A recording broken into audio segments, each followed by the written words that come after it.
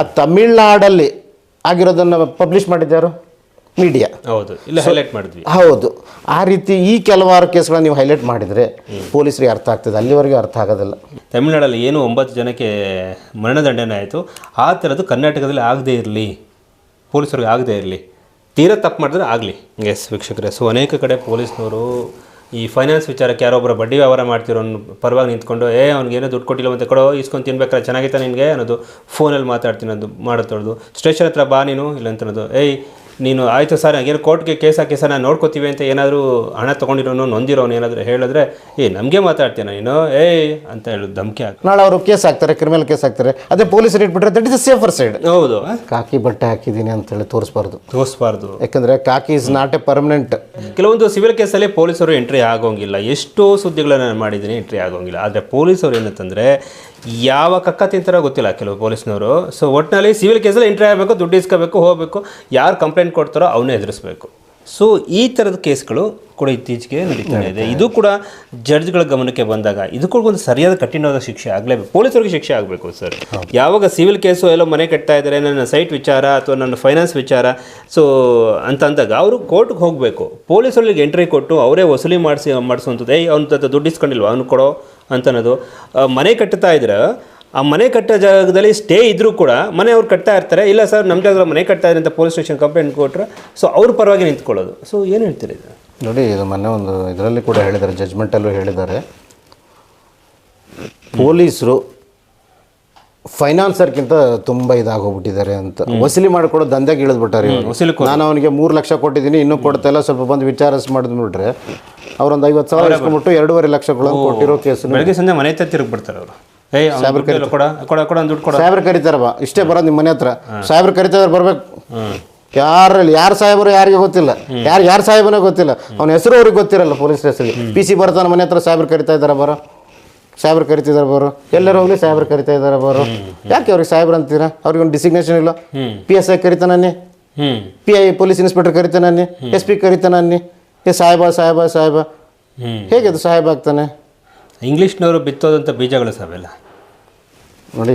ಆ ರೀತಿ ಇದು ಮಾಡಿದರೆ ಸಿವಿಲ್ ಕೇಸಲ್ಲಿ ಕೂಡ ಪೊಲೀಸ್ ಇನ್ವಾಲ್ವ್ ಆಗ್ತಾರೆ ಅನ್ನೋದಕ್ಕೆ ಒಂದು ಕೇಸಲ್ಲಿ ಯಾವ ರೀತಿ ಇದೆ ಅಂತ ಹೇಳಿದ್ರೆ, ನಾನೇ ಸ್ವತಃ ಹೋಗಿ ನಾನೇ ಸ್ಟೇ ಇಂಜೆಕ್ಷನ್ ತಗೊಂಬಂದು ಸ್ಟೇ ಮಾಡಿದ್ದೀನಿ, ಕಟ್ಟಬಾರ್ದು ಅಂತ ಹೇಳಿ ಸಾಹೇಬ್ರ ಕಡೆಯಿಂದ ಆರ್ಡರ್ ಮಾಡಿಸ್ಕೊಂಡು ಹೋಗಿ ತಗೊಂಡೋಗಿ ಸ್ಟೇಷನಲ್ಲಿ ಕೊಟ್ಟೆ. ನೋಡಿ ಸ್ವಾಮಿ ಇನ್ನೂ ಕಟ್ತಾ ಇದ್ದಾರೆ, ಹೋಗಿ ನಮಗೆ ಹೆಲ್ಪ್ ಮಾಡಿ ಅಂತೇಳಿ ಪೊಲೀಸರಿಗೆ ಕೊಟ್ಟರೆ, ಇದು ಸಿವಿಲ್ ಮ್ಯಾಟ್ರು, ನೀನು ಅಲ್ಲೇ ಹೋಗಿ ಕೇಳು ಅಂತ ಹೇಳಿದ್ರು. ಎಸ್, ಸಿವಿಲ್ ಮ್ಯಾಟ್ರನ್ನೇ ನಾನು ಅಲ್ಲೇ ಕೇಳಬೇಕು ಅಂದರೆ ಸಿವಿಲಲ್ಲಿ ಆಲ್ರೆಡಿ ಇಟ್ ಇಸ್ ಸ್ಟೇಡ್ ಅಲ್ವಾ? ಓಕೆ, ಅಂತ ಬಂದಿದೆ, ನೀವು ಜಡ್ಜನ್ನು ಕರ್ಕೊಂಡು ಹೋಗು ಅಂದರು. ನನಗೆ ವಂಡರ್ ಆಯಿತು, ವಾಟ್ ಇಸ್ ದಿಸ್?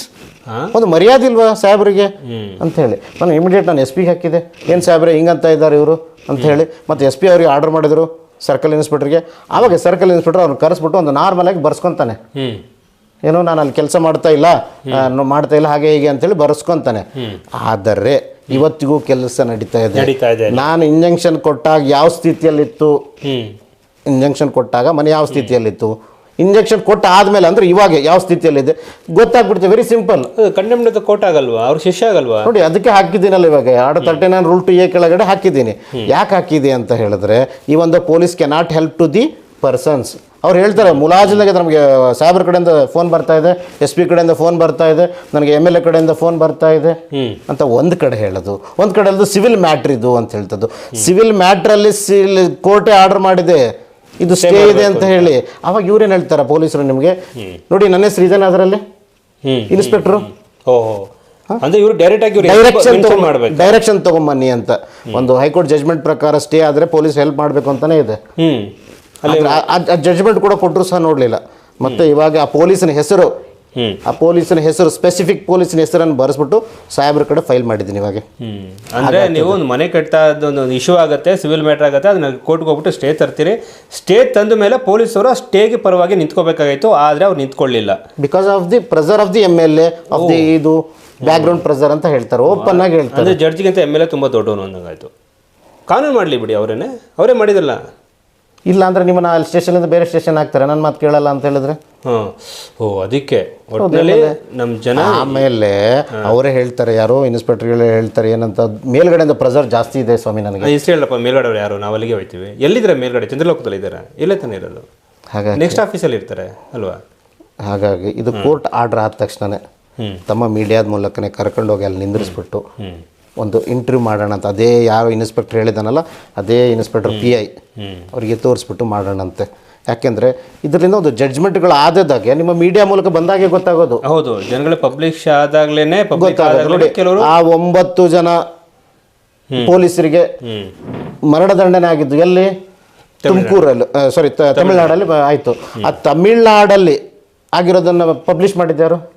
ಮೀಡಿಯಾ. ಹೌದು, ಇಲ್ಲ ಹೈಲೈಟ್ ಮಾಡಿದ್ವಿ. ಹೌದು, ಆ ರೀತಿ ಈ ಕೆಲವಾರು ಕೇಸ್ಗಳನ್ನ ನೀವು ಹೈಲೈಟ್ ಮಾಡಿದರೆ ಪೊಲೀಸರಿಗೆ ಅರ್ಥ ಆಗ್ತದೆ, ಅಲ್ಲಿವರೆಗೆ ಅರ್ಥ ಆಗೋದಿಲ್ಲ.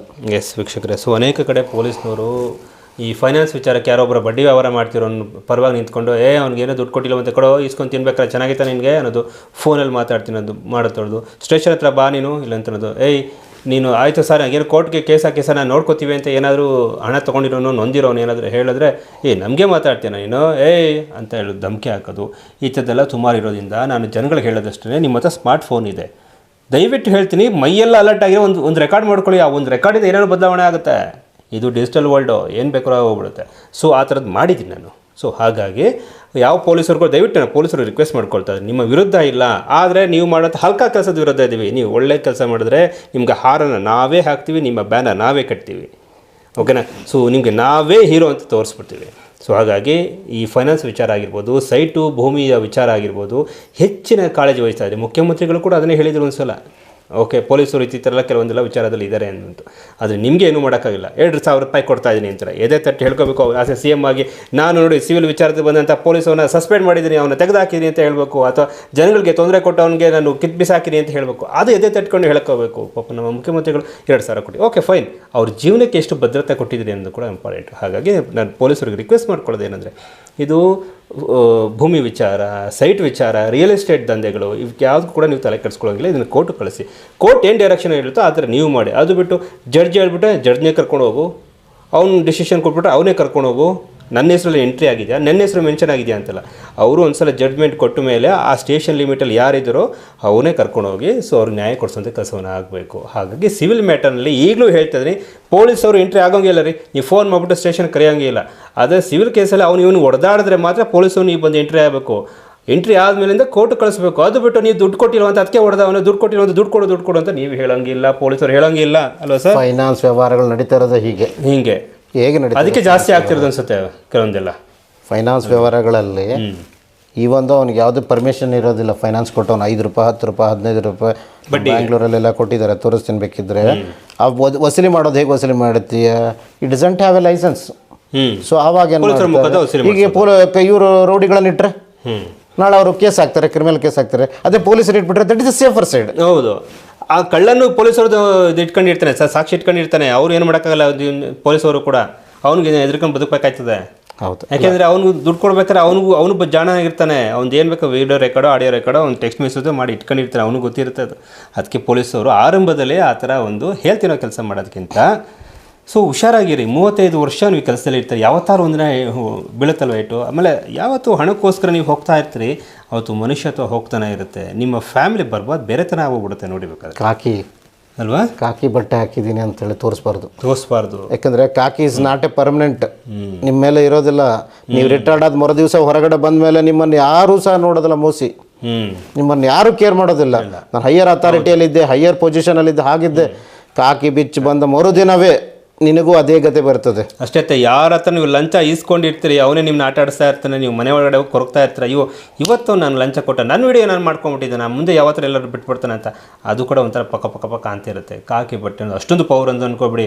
ಸೊ ಇತ್ತೀಚೆಗೆ ದೊಡ್ಡ ಪೊಲೀಸೇ ಸೊ ಮನೆಗೆ ಹೋಗ್ಬಿಟ್ರು, ದೊಡ್ಡ ಪೊಲೀಸರು ಯಾವುದೋ ಒಂದು ಕೆಲವೊಂದೆಲ್ಲ ಸ್ಕ್ಯಾಮು ಅದು ಇದೆಲ್ಲ ಆದಾಗ ಅದು ಗೊತ್ತಾಯ್ತಾ. ಸೊ ಹಾಗಾಗಿ ತಮಿಳ್ನಾಡಲ್ಲಿ ಏನು 9 ಜನಕ್ಕೆ ಮರಣದಂಡನೆ ಆಯಿತು, ಆ ಥರದ್ದು ಕರ್ನಾಟಕದಲ್ಲಿ ಆಗದೇ ಇರಲಿ, ಪೊಲೀಸರಿಗೆ ಆಗದೇ ಇರಲಿ. ತೀರಾ ತಪ್ಪು ಮಾಡಿದ್ರೆ ಆಗಲಿ. ಮತ್ತು ಯೋಗೇಶ್ ದೇಸಾಯಿ ಜೊತೆ ಮಾತುಕತೆ ಮುಂದುವರಿಯುತ್ತೆ. ಇದು ರೈಟ್ ನ್ಯೂಸ್.